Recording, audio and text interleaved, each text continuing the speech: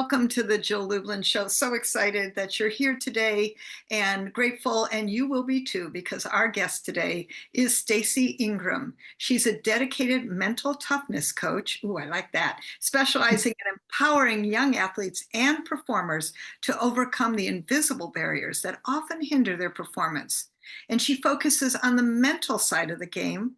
Her programs are designed to equip athletes and performers with tools and resilience needed for success, both in sports, the arts, and in everyday life. I think we all need that, right, Stacy? That's right, we do. And welcome. Thank you so much. First of all, mental toughness. Just if you would, what does that mean? It encompasses a lot of things. A big chunk of it is learning resilience, emotional regulation, things like that.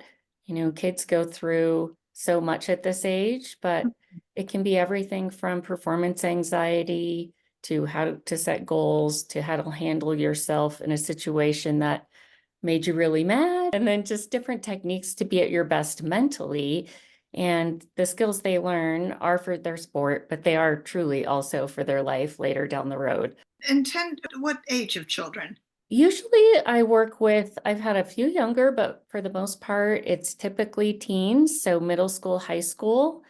And you can go a little bit on either side of that, but a lot of times by the time they get to college, if they're still playing sports, they have sports psychologists on staff, but the younger kids definitely don't have access to that. Honestly, I think this is issues for both adults too. Now, I know your work focuses mostly on youth, but can you just talk to, shall we say, our general audience, including obviously the parents of these kids? What do the adults do? What can we do? Yeah, there's actually a lot of things adults can do. I think that right now kids start sports so young. I mean, a lot of these kids have been playing since they were 3 or 4 years old.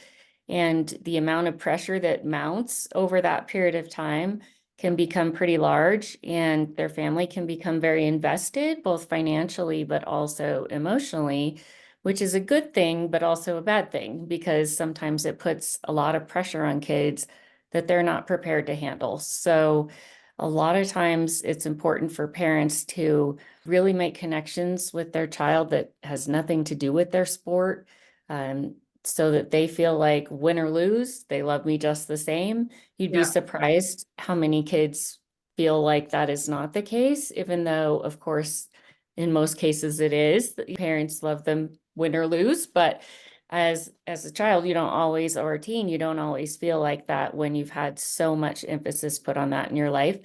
And I think a lot of it too is letting them lead the conversations. Often as parents, we get in the car and we want to dissect the game and say, oh, you could have done this better, or that could have happened, or this might help.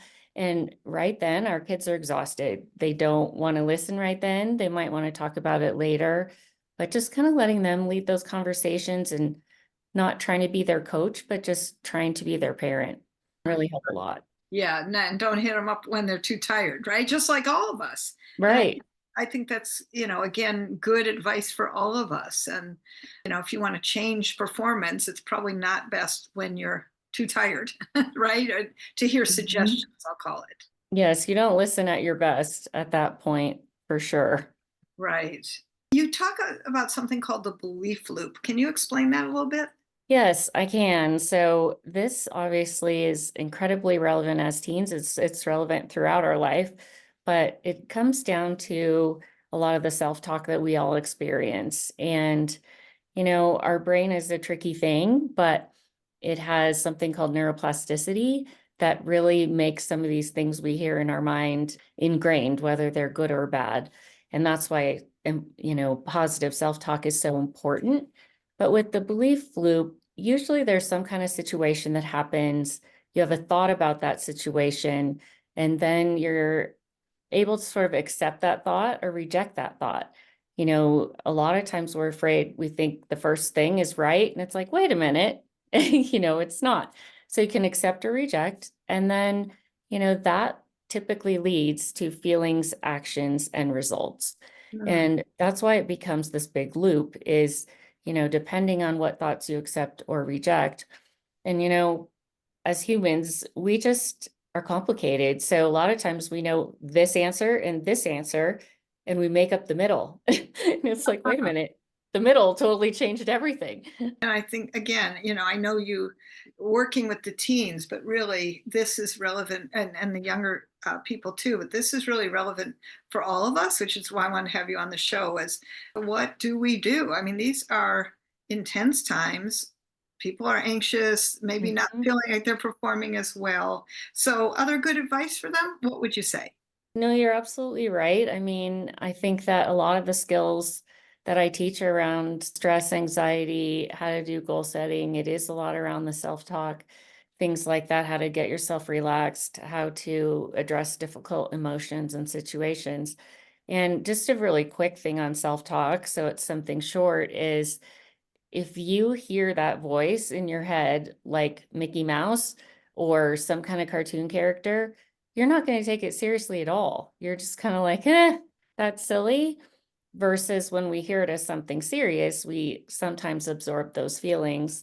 Or I have some athletes that literally kind of name their negative self talk almost like it's a person.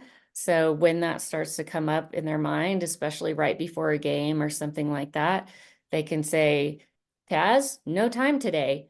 Bye. I'm busy, and it kind of just it takes it from being something inside of them to being something outside of them and can really make a difference in how much negative self-talk you absorb. That's a biggie, right? Like the little bubble. And I also think, it's an interesting thing about approval, right? Other people's Mhm. approval, or that, they have to be in agreement with you or what you're up to or any of it, right? Don't you think? Definitely. I mean, there's always comparison. And, obviously that happens as teenagers, but it happens as adults too. We're always kind of comparing ourselves to some other ideal. And I think that a lot of times we have this image of perfection that is really not attainable, whether you're a teenager or an adult. And so, how to set realistic goals for ourselves that, we actually can achieve and not kind of putting ourselves in that negative situation right off the bat. Wow, that's great. Thank you for that. Super great advice from a woman who knows it, done that, been there. Can I just ask you, did you have this issue? What got you Oh, into the? yeah. I've had it, I think we all have some of these issues. And I had a corporate job for about 30 years. And, you're comparing yourself there as much as any sport to get to like this level or that level or, all the politics going on in that situation. But I think we run into these things throughout our lives. And so I do sometimes even have to remind myself, hey, you just taught a teenager how to do this afternoon. Like, do it, you know?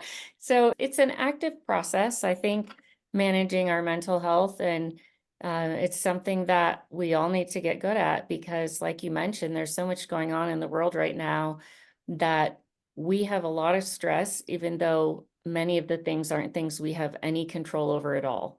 Right. And so we're kind of starting out with a baseline of high stress.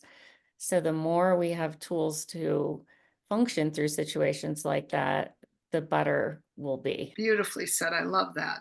Well, thank you, Stacy. Really great suggestions. And I know people are going to want to get in touch with you, the parents. So, how would they do that? And of course, as you all know, we'll put it in the show notes too, but please let them know. Yes. So if you want to learn a little bit more about me, my website is cultivatingyourcourage.net. And my email is just Stacy without a last name, just Stacy at cultivatingyourcourage.net. So you can reach me there. I also, of course, have a Facebook page and an Instagram page. So you can find me there too under Cultivating Your Courage. Fantastic. Easy to reach, and you'll Yep. feel much better, I'm sure, all of us out there. So, thank you again, Stacy, for coming. Yes. Thanks for having me. I really appreciate it. Absolutely. And for all of you watching, I hope that this has been helpful. Go visit jilllublin.com and let's connect. And I look forward to seeing you on the next version and show of the Jill Lublin Show. We'll see you again. Keep being kind, everyone.